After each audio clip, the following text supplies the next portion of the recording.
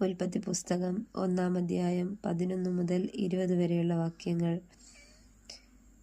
ഭൂമിയിൽ നിന്ന് പുല്ലും വിത്തുള്ള സസ്യങ്ങളും ഭൂമിയിൽ അതതുതരം വിത്തുള്ള ഫലം കായ്ക്കുന്ന വൃക്ഷങ്ങളും മുളച്ചു വരട്ടെ എന്ന് ദൈവം കൽപ്പിച്ചു.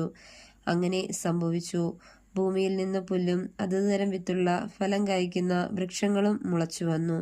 നല്ലത് എന്ന് ദൈവം കണ്ടു. സന്ധ്യയായി ഉഷസ്സുമായി 3-ാം ദിവസം.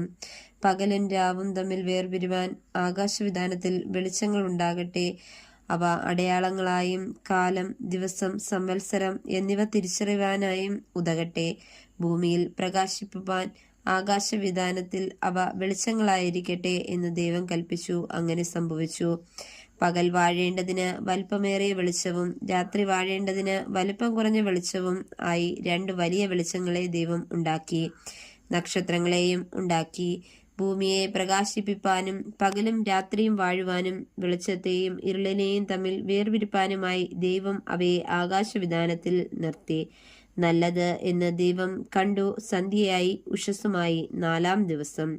വെള്ളത്തിൽ ജലജന്തുക്കൾ കൂട്ടമായി ജനിക്കട്ടെ. ഭൂമിയുടെ മീതെ ആകാശവിതാനത്തിൽ പറവജാതി പറക്കട്ടെ എന്ന് ദൈവം കൽപ്പിച്ചു.